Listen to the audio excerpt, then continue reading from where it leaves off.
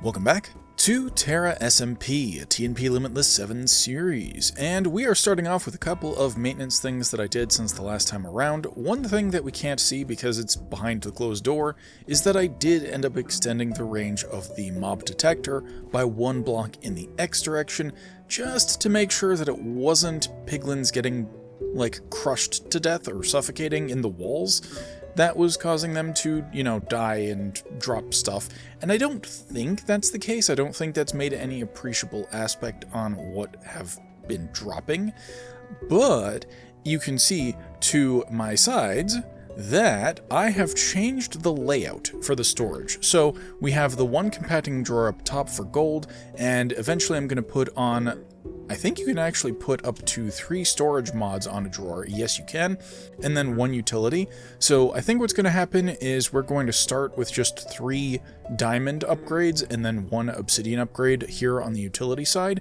But for now, we're nowhere close to that, so I'm not too fussed about trying to get that upgraded in a quick time frame. Then we also have 4 compacting drawers now. They are all finally the mangrove variant, and I did that just again by a 2x1 drawer, or 2 2x1 drawers, then the compacting drawer as the 3rd item in the crafting recipe, and then for the 4th one I just used mangrove logs to get the extra bar across the middle looking like the rest of the texture. So we have that, and the way that this is going to work out is that you can kind of see with the Inferium Essence that we're going to fill up the one on the left first, and then it'll switch over to the one on the right. And the neat thing about the one on the right is we have the Void upgrade. And you can also see that I've added Void upgrades to the Rotten Flesh and the Zombie Hearts.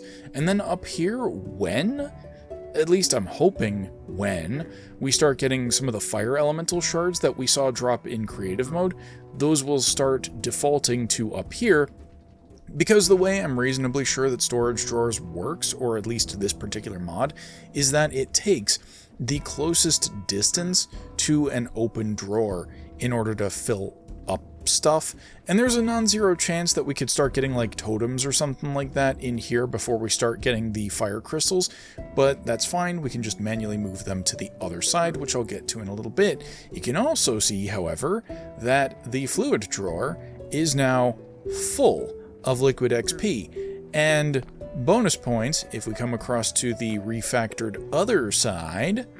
This one has started filling up too, and the thing is, this one we have also put a void upgrade on here because when we fill up, we don't want the system getting backed up with liquid XP.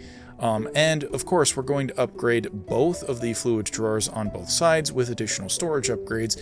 And it's also just occurred to me that I think the amount of storage upgrades that you can apply to a drawer depends on what type of drawer it is. So this is a 1x1. Let's just double check. Yeah, so we have 4 slots over here, much like the fluid drawer that we saw on the other side. But then if we take a look at these 2x2 drawers, oh, never mind. Maybe it's just the compacting drawers that have reduced space because, well, they compact. That makes sense. You're basing your storage capacity on the most compact item, I think. Anyway, so we have also replaced the drawers on this side entirely with the 2x2 mangrove drawers. And I think that's going to be really nice because when we start getting ability totems, when we start getting ability totems, we're going to want them to overflow over to here. And, there was one other adjustment that I had to make to the system back there. I had to add regular bows to the item filter for things that we do not want because they are equipment, and that means they've got a ton of NBT data, and that means they'll overflow our system very quickly. So what I had to do to fix both of these things is I had to deactivate the portal while the gate was open.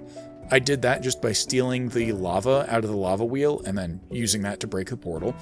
And then I just kind of broke my way through to the relevant system, and for the filter down there, it was pretty trivial. I mean, with Create filters, you just hold them in your hands and you can drag stuff from the JEI instance, even if you don't have the item, and it'll still act as part of the filter. Very nice. Back here, I just had to access the mob detector that we did 2 episodes ago, I think, at this point in time. No, 3. 2 ago was the turtle.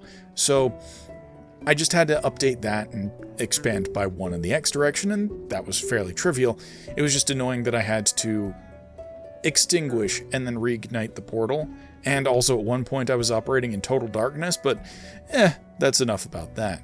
So another thing that I did was I updated the filter at the sawmill, because in Creative I determined that it's not all of Botania logs that don't work, it's just the Glimmering Living Wood logs that don't appear to work with the system for some reason, and I think that's because they don't contain the tag stripped logs, but the regular Living Wood logs work just fine. I tested it out in Creative, like I said, and so now this system can handle even more wood than I expected before. So that's one thing that we updated.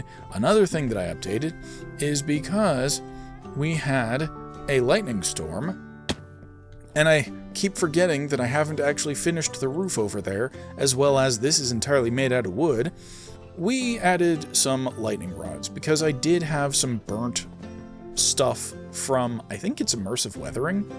And another thing that I completely forgot is that lightning rods can oxidize. Now, from an aesthetic standpoint, I don't think it matters to me particularly too much just yet what stage it's at, but when I eventually finish this roof, and also this roof, that might influence like what color I end up with. Over there, I honestly kind of think the copper, like the oxidized form, works. Like the green is a nice like contrast with all of the browns and reds that we have going on, but that may not be the case everywhere else. And so finally, let's get into the last couple of major changes that I've made. You can see that I've got a whole bunch of storage drawers because we now have a whole bunch of trees that are growing, and I'm a little bit shocked that it took this long to get 4 saplings out of it, so I might need to do some editing about what goes where. But you can see that we've got a whole bunch of vanilla and modded trees growing in these botany pots, and they're all upgraded to these elite forms, and that costs just an additional ender pearl and 2 iron blocks to upgrade this from just a regular old hopper pot. And so that means it grows super fast, like faster than any other setup that we've got so far. Some of these are going to get upgraded, and eventually I really want to just move the tree producing ones all the way over there. Like I said, we're going to just set up kind of like a wood cutting operation and then pretend that we're floating the logs down the river, and then we're going to have the ender drawers as our actual means of transit. But for now, this'll do. So the reason that I built out all these tree growing stations is the same reason that there is now a line through the terrain, and that is we are going to get working on the docks that I suggested last episode. We have had a lot of wandering traders. Like, even at the beginning of this episode, I'm pretty sure there was a wandering trader down in the nether portal room. And so, I started figuring out exactly where I wanted the terrain to be, roughly how wide I thought I wanted the waterway to be in comparison to how I want the dock to be.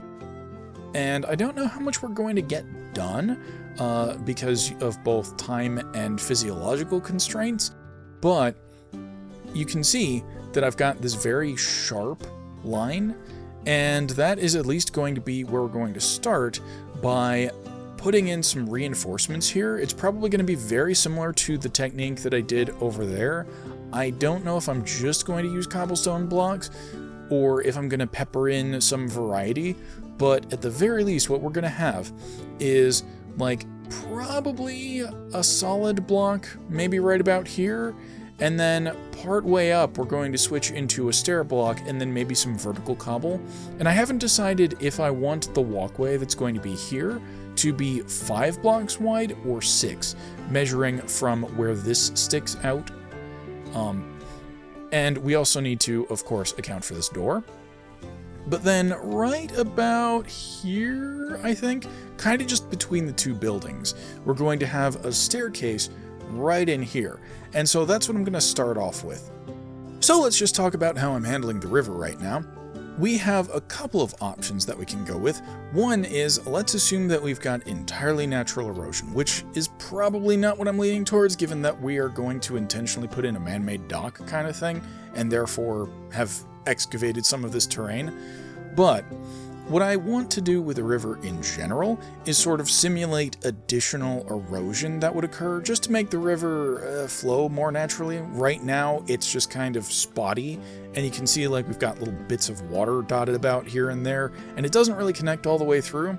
So what I'm thinking is we pretend like we're simulating additional years of erosion, and so the river's going to flow through here, and it would naturally sort of wind its way around this protrusion here, and then it would, you know, flow further and kind of go in here and finally meet up over by the bridge. And then we can pretend that, okay, we've dug out an additional, like, straight line, and then we still have this island here. Or we can do option number 2, and I think this is better because it feels like it simulates things a little more naturally, and it also gives us more space for like boats and stuff that we can put in here.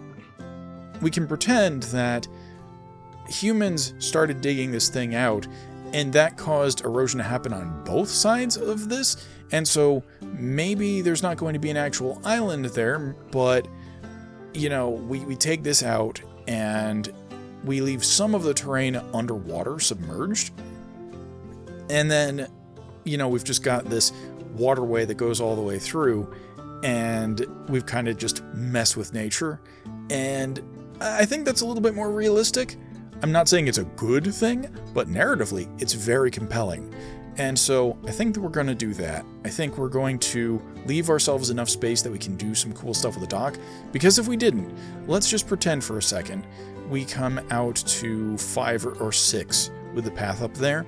Then we come out another block or 2 for the reinforcing wall, and then we have to come out another like 3 or 4 blocks for the dock, and at that point in time you really don't have a whole lot of water left, and you know, I just don't think that's particularly good.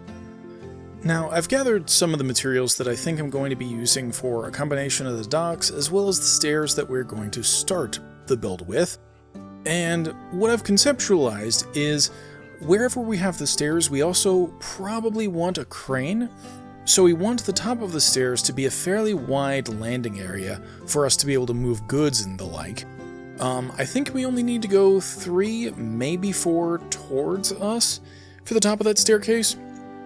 But then we also need to factor in how that's going to meet up with all of the reinforcement that we're going to be doing. So I think what I'm going to do is start by picking an arbitrary spot on the wall that should be fairly far away from the actual staircase itself.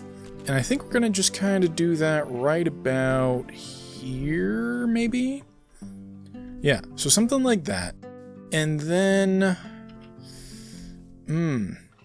okay, right, I need to think about how this is going to be lower down, given that we're currently standing on ground where the river should be.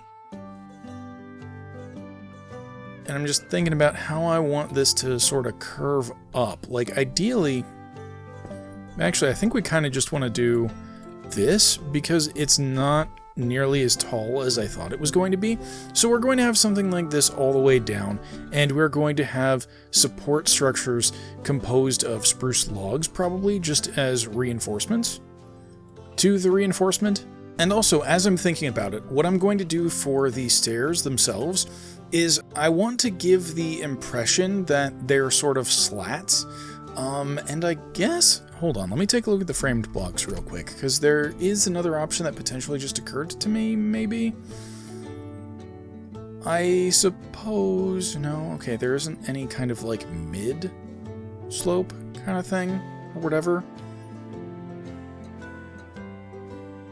Yeah, so kind of what I'm going for, just as the vibe, is I want to be able to see through the stairs, you know, like proper slat stairs, and while slabs are the correct slope that I want, you can't actually see through them like that. So what I'm planning on doing is using a whole bunch of these framed slope slabs instead, and just inverting them so that you walk on the flat part, but then the sloped part lets you see through the slat and down under kind of thing.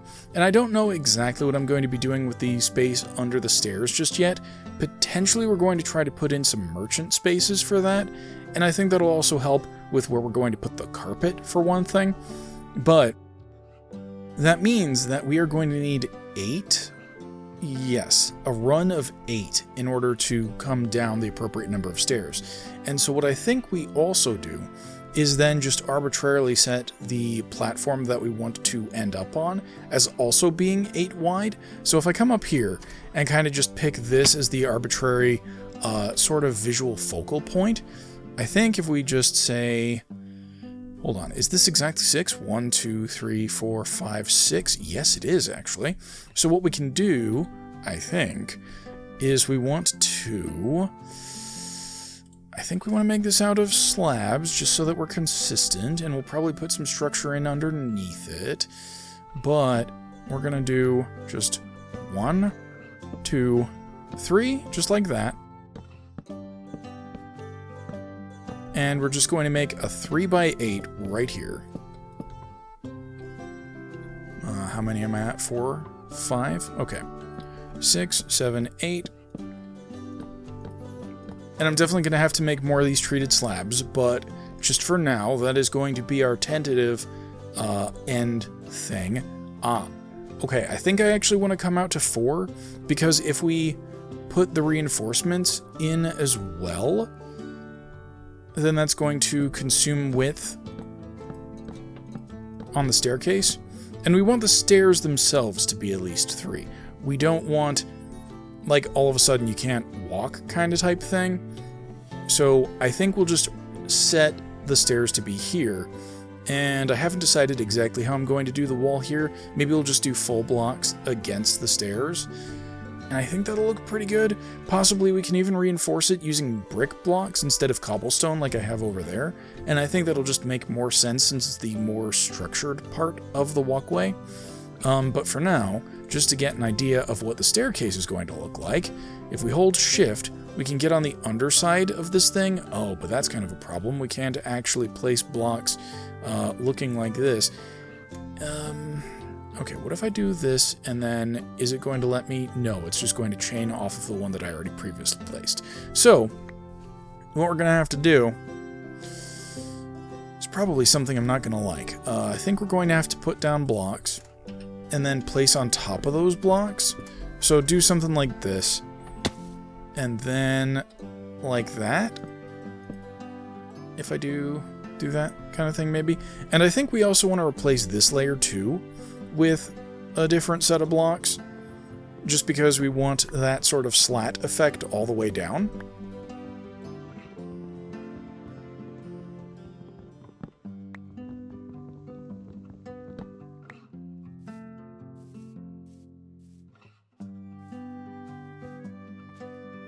Okay, so we'll be doing something like this.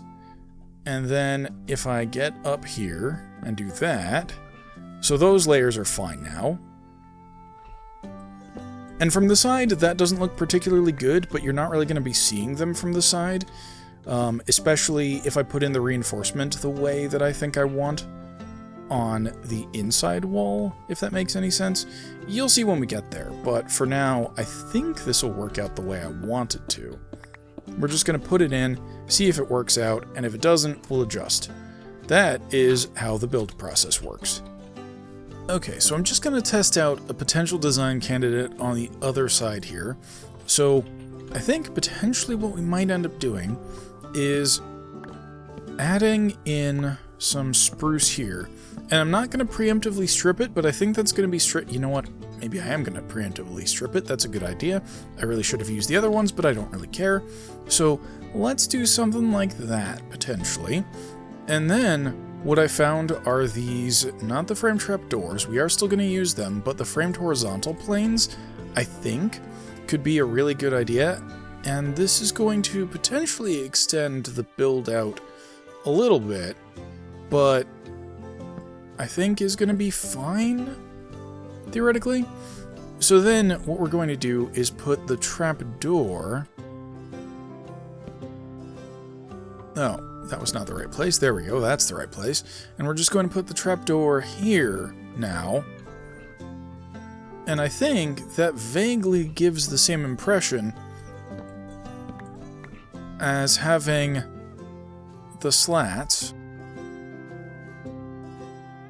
And I really need to do something with this inventory because I have way too many tools at the bottom. For one thing, this and this are practically duplicates of each other, just the one that I'm currently have equipped is a higher grade. So I think we just kind of keep going. So we've got the pane there, trapdoor there, we do another pane here, then trapdoor, and the only reason that I'm putting the block in, you know, taking the time to do this, is because the trapdoor orientation may potentially affect the texture.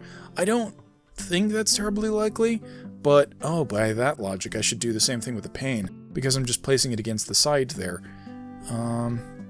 Meh, this is fine. I guess we can see when we place it all in, but if we do something like that, potentially...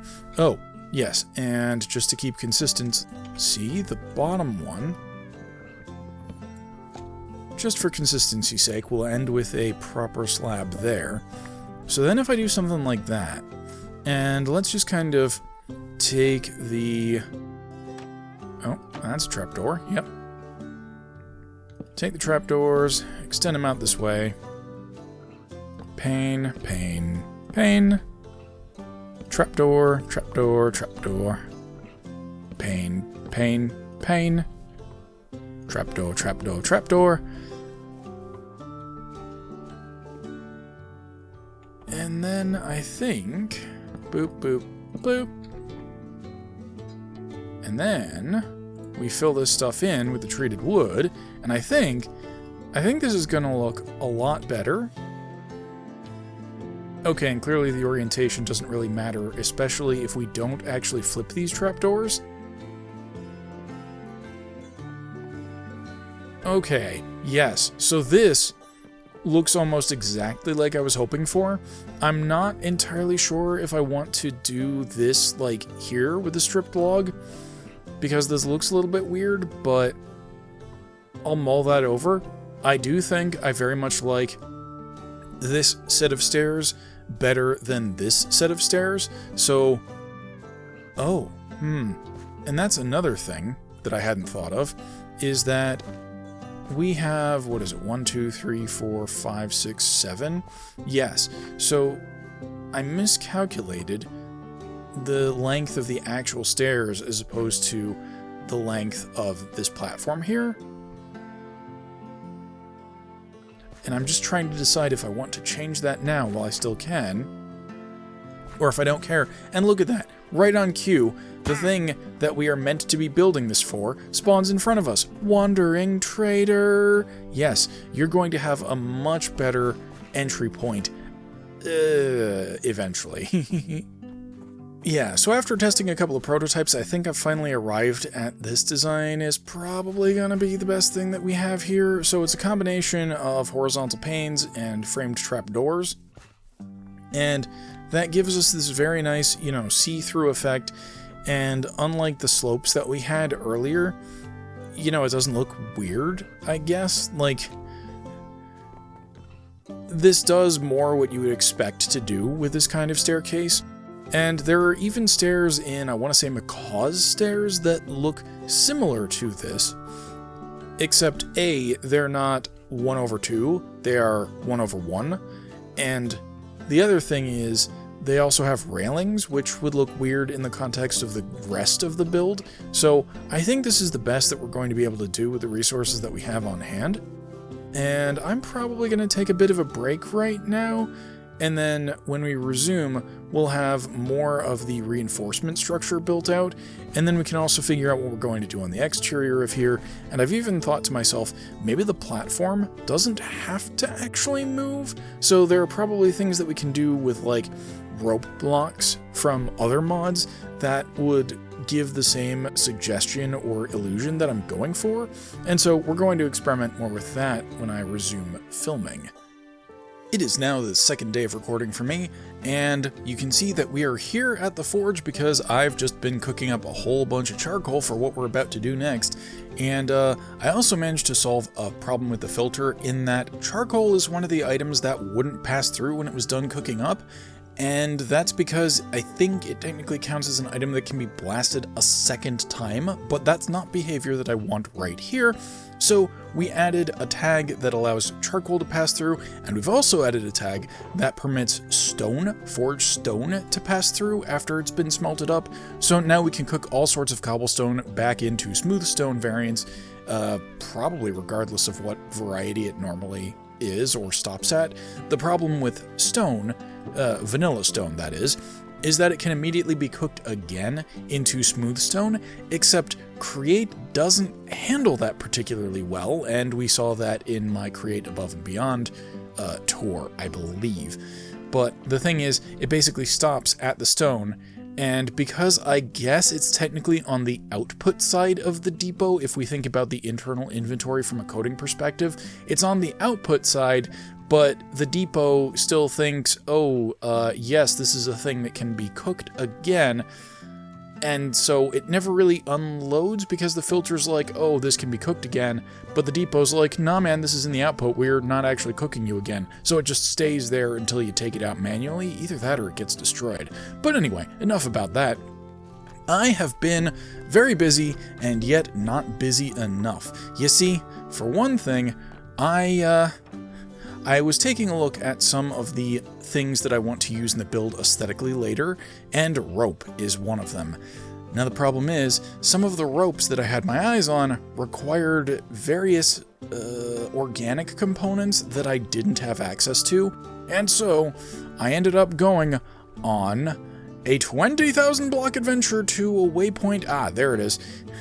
Very indirectly, actually I think the journey ended up being something like 30,000 blocks total, because I started going over in this direction to get to a village savanna is the structure that has the chests that drop the seeds that I needed, and it only had one house that actually had a chest in it, and it didn't have the seeds. So then I went I went like 10,000 blocks in a southeast direction, and then I was like, okay, you know what, let's expand the server radius for both the Nature's Compass and the Explorer's Compass, because we were clearly just missing things. And so after doing that expansion, the compass pointed another 10,000 blocks to the southwest from my position at the time. So I was basically traveling perpendicular to the direction that I needed to be going, and I missed it by just a few hundred blocks, and legitimately I never would have got it with the original radius. So that journey actually ended up being closer to, I suppose, 30,000 in and of itself. But then we finally got this one over here, or in that general vicinity, and so we tack on another 10k. So we've traveled like 45,000 blocks in order to get these barley seeds, which will be useful for the ropes that I'm hoping to use later in the build. We also happened, sheer coincidence, to get these flax seeds as well. So that was very good. I think that makes another type of rope, so I think at this point we can make every single type of rope mod in the game, which is great. But let's go down here, and you can see that I've already started, not exactly terraforming per se, but I've taken out a whole lot of the terrain because we're going to be filling in the river. I started framing out, as we can see, the dock.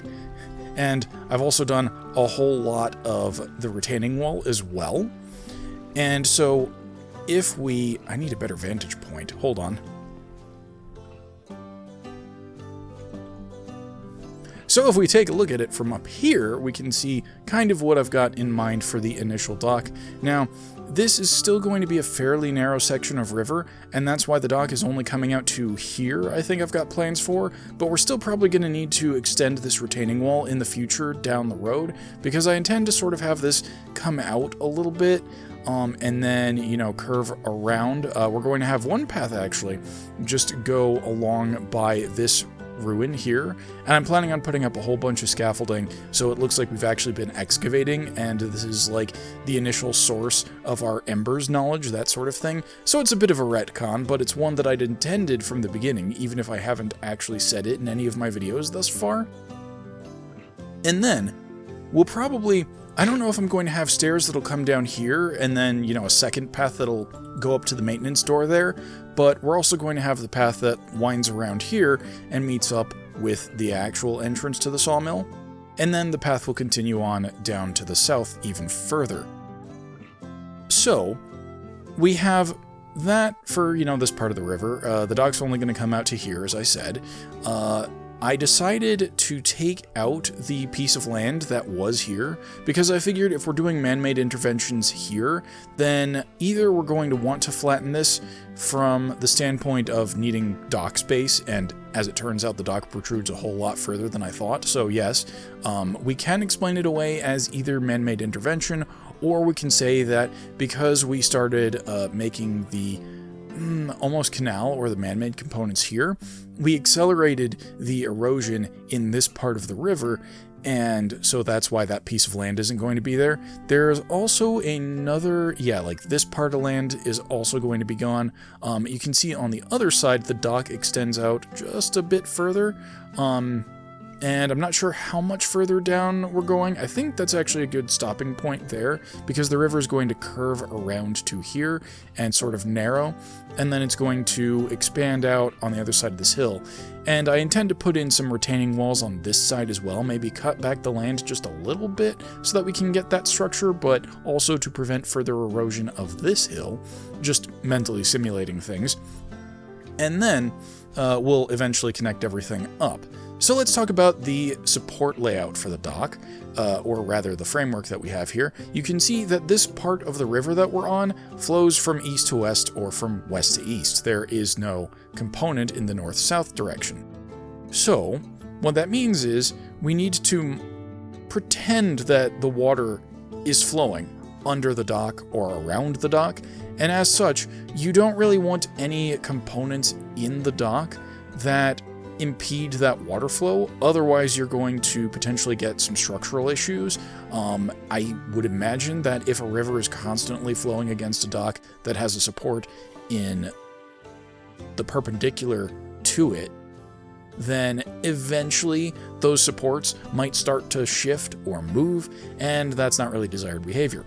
So by having purely x-axis supports, we are pretending that the water is able to flow through unimpeded and, just sort of flow around the support pillars that are coming up from the sea, or not the sea, the riverbed. That's what I'm looking for. And we've kind of gone with a very, not primitive, well, I guess it kind of is, but we've effectively just sank the logs in as supports, and then I also added a whole bunch of cobblestone to sort of imply that we're preventing shifting. I don't actually know if that's how things were done, but I just sort of simulated what you would want to do in order to prevent your docks from shifting or what have you. And so that's why we have some cobblestone as additional, not bedrock, not in the Minecraft sense of bedrock, but bedrock is in the riverbed sense, where you just got rocks in the riverbed. Yes. So then, use your imagination for a second. We might have a shot right at the end where all of the planks are in, but we're going to have planks, or not actually planks, slab. We're going to have slabs of the treated wood that is going to go all the way along this component, and then it's also going to curve out in front of the staircase, and I've already put in this part here, which I haven't decided if it's going to actually be a create lift, which isn't really going to do anything, except maybe just be animated, trigger every now and again, that sort of thing. But we're going to, at the very least, imply that this is some sort of a freight lift, so that if you dock and you've got like heavier cargoes that you need to get up to here, you can just wheel them over to here, raise the lift, and then wheel them off onto your awaiting carriage, or whatever we're going to imply comes up here, that sort of a thing. I'm not entirely sure what I'm going to do under this landing for the stairs, but it's either going to be like a little bit of storage or potentially like a vendor. I might even just dig further in under the path that's going to be here and, potentially put in like an actual villager / merchant type thing at a later date. For now, I may even put the carpet there just to prevent spawns from happening during future videos, and then relocate it, because I think eventually it's going to be in just like one of the boats that's going to be tied to the dock.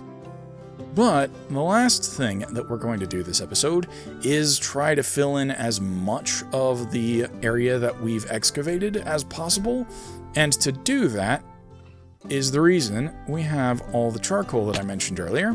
Let's go ahead and put that into this barrel, and let's describe the setup for a little bit. So, we have a Stirling dynamo. Now that I've done some Create New Age down by the Nether portal, I feel like that is a reasonable advancement to have made technologically. We are just, it's basically just a combustion engine that is using some kind of, probably like a magnet and brush type setup on the inside, or at the very least that's what I'm imagining it does. And so it's just a combustion engine that generates electricity, which we are then turning into the basic motor, which is set to, I want to say 64 RPM, because we have a pump here and a pump here, because, well, we're trying to flood multiple zones at the same time, and this is more than 16 blocks away.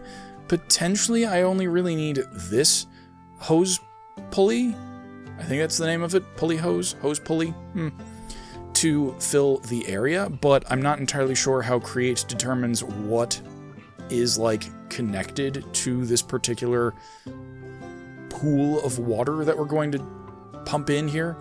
And the other thing that I made sure to do was set the Create settings to continue to fill already infinite sources, because we need to fill this thing up. We don't need to just stop short.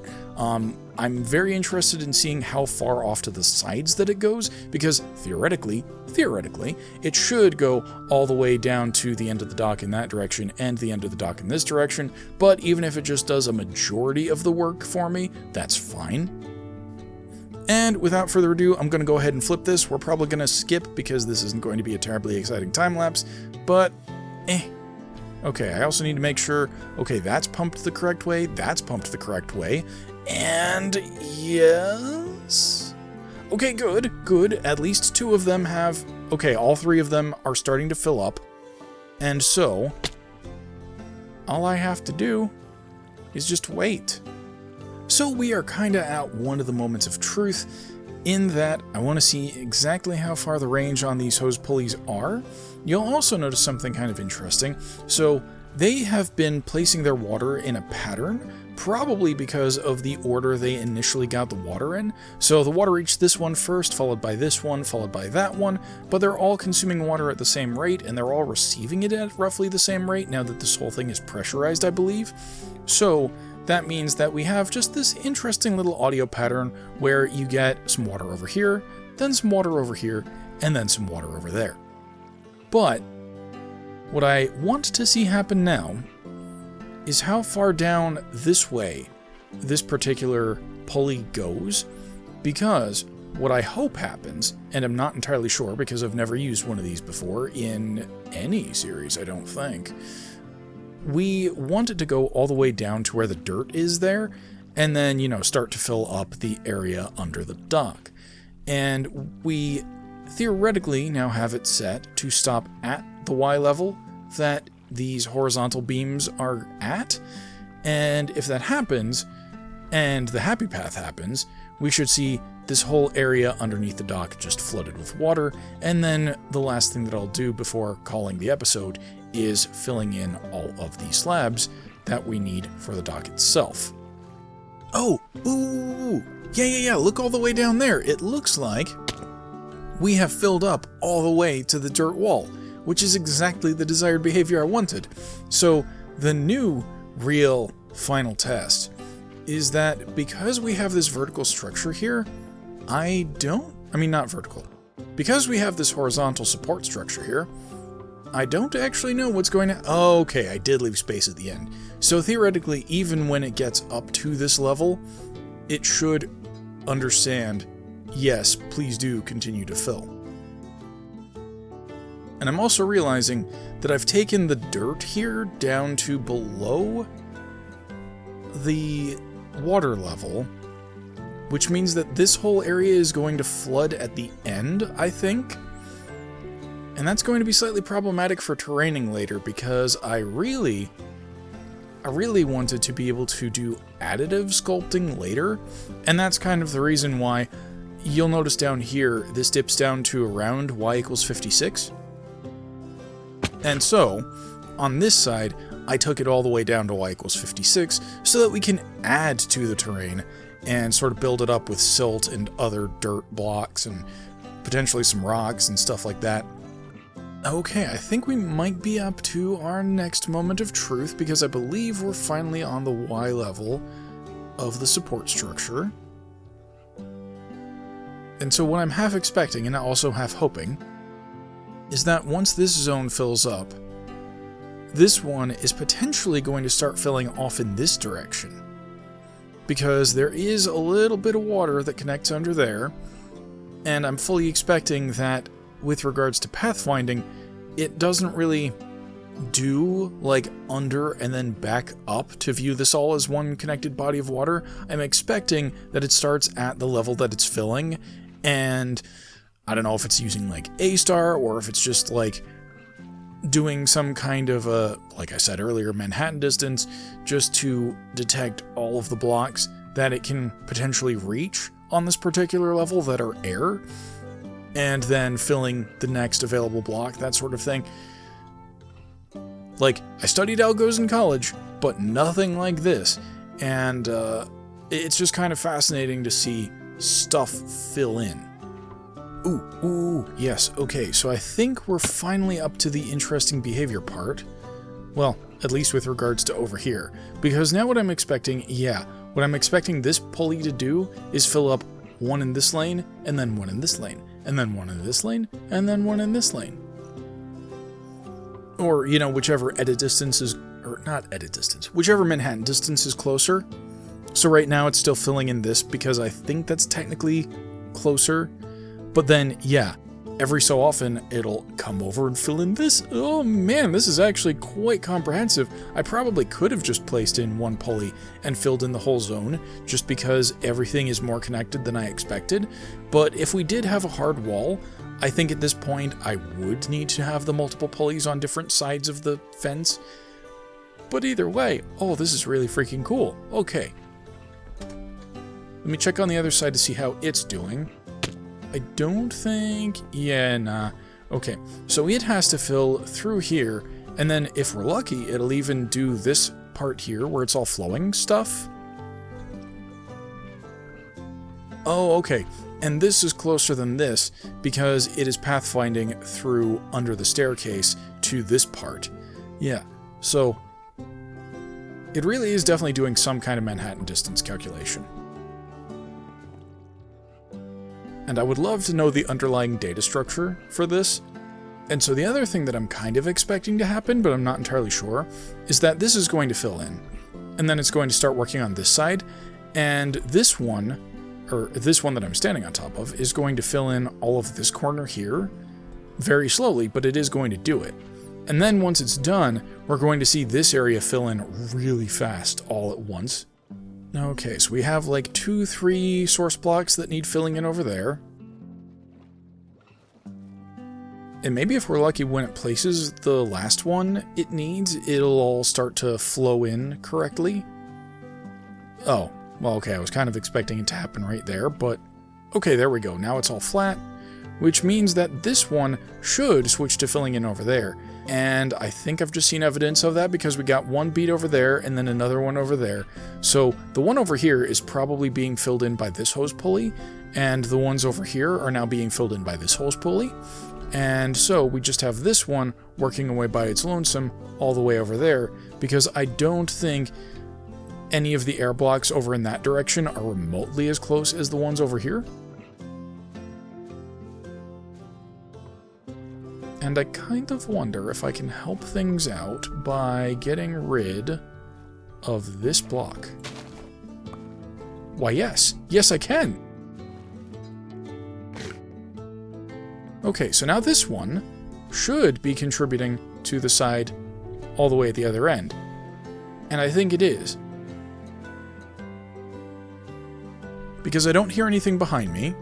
And so what we should see now is we're going to get like 3 block updates right around here, and we are! Yes, we can see it filling in really fast. This is great. Okay, those have all filled up their internal reservoirs, and everything appears to have been filled in, which means that we absolutely should turn off this dynamo because now we're wasting fuel. And I'm not going to waste the time to take down everything because I know that's going to pop my inventory and that's not going to be particularly great, but let us take down all of the fluid stuff, and let's go back to shapeless. I made that mistake earlier in the day. I accidentally had the tunnel mining mode on when I went to mine some of the stripped logs at the sawmill, and I ended up needing to rerun the schematic cannon just a little bit in order to fix things. Oh, I don't understand. Okay, well this is fine. This should be trivial to fix because we just need to take that one water source, and same thing over. Oh, it's because it's flooding the water. That makes sense. Yeah, that does make sense. Okay, let's also take this then. There we go. We are now no longer flooding water. After about an hour, maybe an hour and 15 minutes, the river is now filled in, at least the parts that we intended to do this week. There's a little bit of cleanup that needs to be done, some terraining to do, and a whole lot of botany pots and drawers to move. And let me tell you, I want to be sure I add some void upgrades to those drawers before I move them, because when I hit those botany pots and the hoppers underneath them, their inventories would explode otherwise. And that could be a massive performance hit, and also just plain annoying to deal with. So after I've made those void upgrades, we're going to move all that stuff, and we're going to have a cleaner river, and I'm also hoping to put in some more barrels and other things that's going to really bring this dock to life, but that is unfortunately all of the time I have for this episode this week. So with that, I hope you enjoyed this video. If you did, be sure to like, subscribe, and click that bell to be notified, and as always, I'm looking forward to your feedback in the comments below. And with that, I will catch you on the flip side. Thanks for watching, everybody! In the upper left is the next video in the series, or a video you might like. In the lower left is the series playlist, and on the right is my icon by which you can subscribe. Thanks again for watching!